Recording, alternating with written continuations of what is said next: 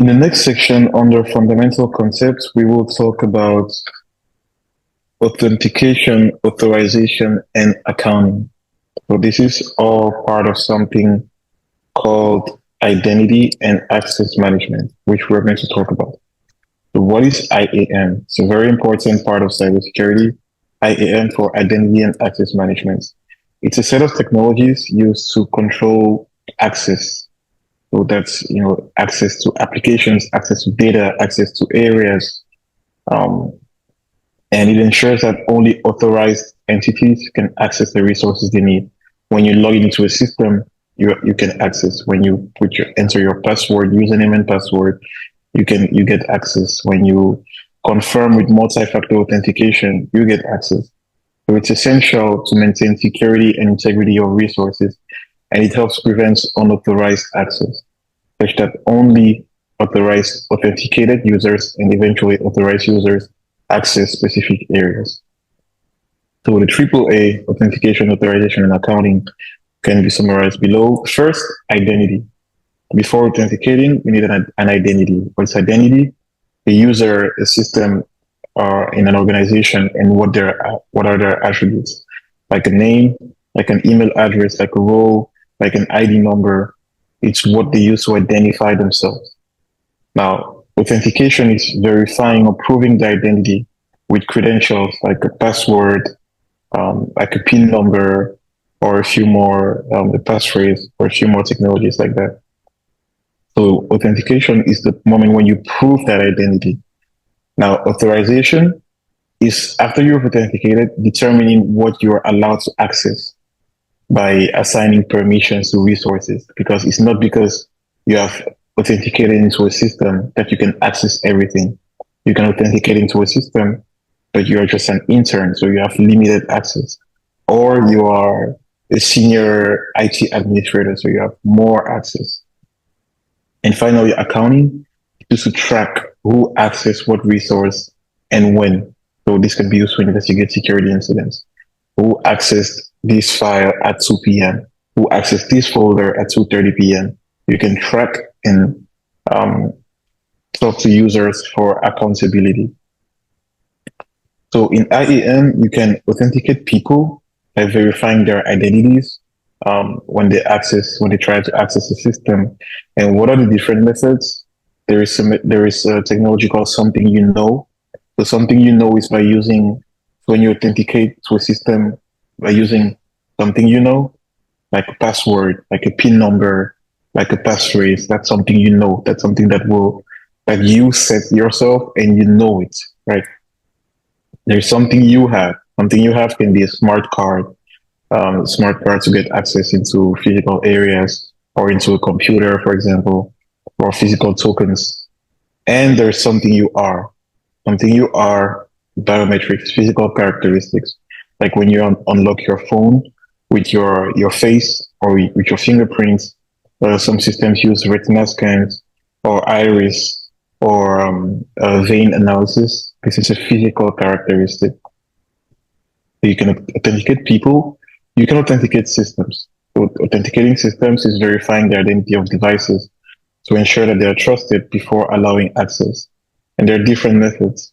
First, there's with certificates, like digital certificates, which we will talk about in detail in section 1.4.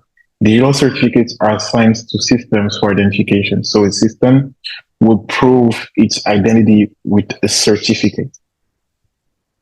There is a technique like Kerberos. Kerberos is like a system using tickets to authenticate, and it shows authentication by mutually authenticating with the system. So it shows its ticket. It's like a digital ticket issued by a third party to a device, a system, and it uses that ticket to authenticate.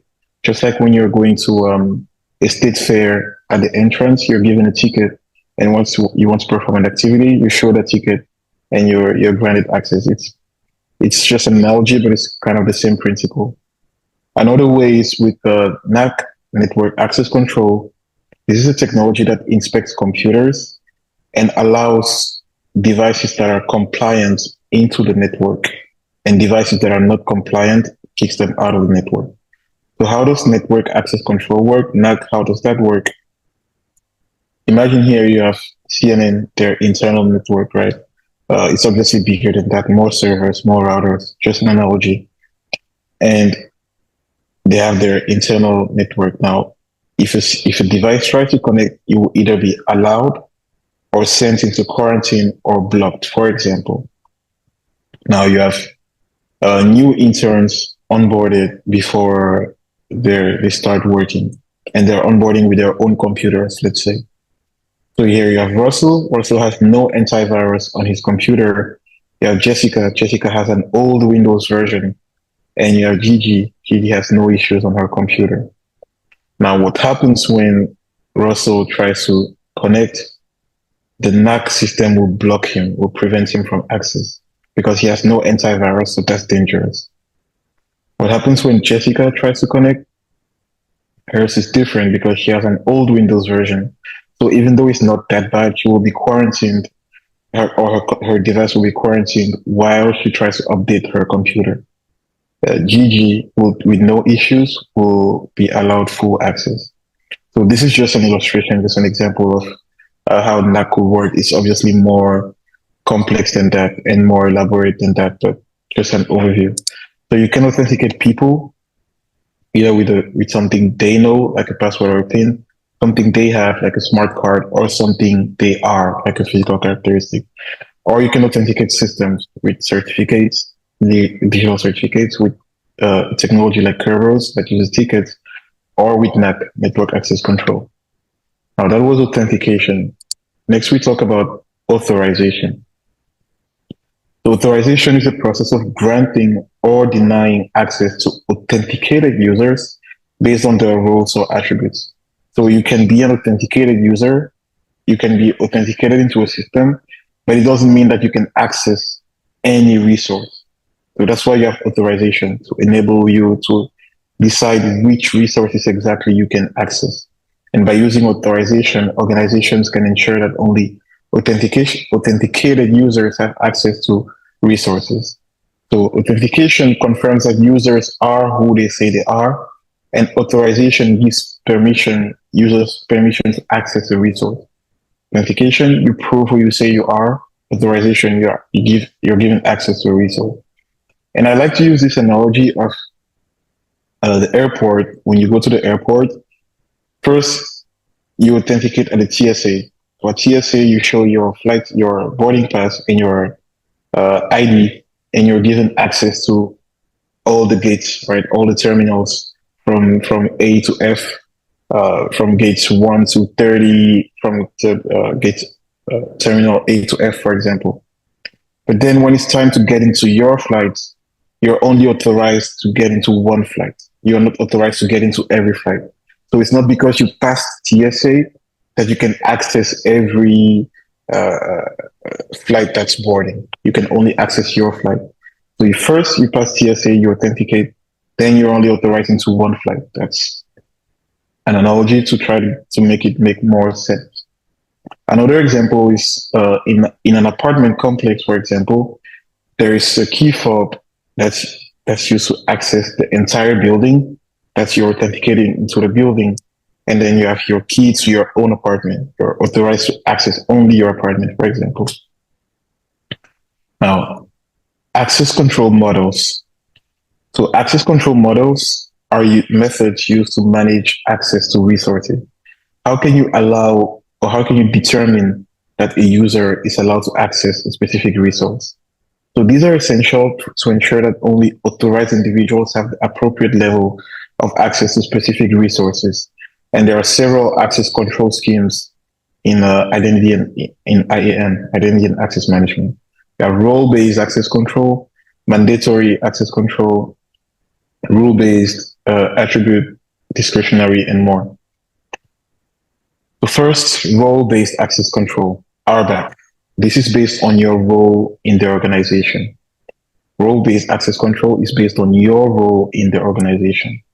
So the administrator determines what kind of access a user has. It's useful for users in a department with the same functions. So rather than going into each user and saying, This person will have access to this person will have access to this person will have access to this. You give access based on the role. So imagine this organization with only 3 roles. Obviously, there are more, but let's just assume there are only 3 roles.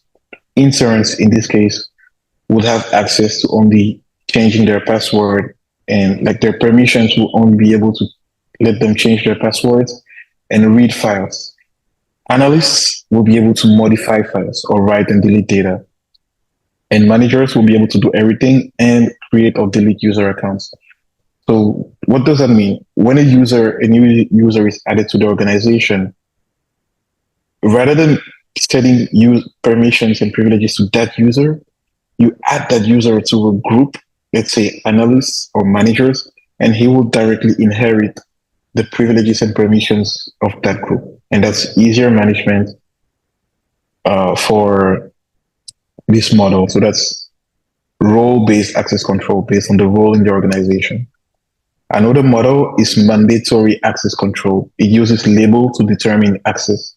This is very common for military scenarios where you have unclassified data, confidential data, top secret data, and you have users with different security clearance levels.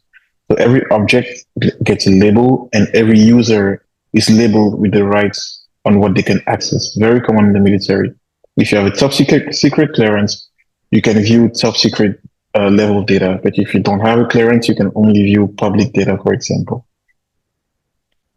You have discretionary access control. Discretionary access control is the owner who determines access, the owner of data. And it's very common on individual systems.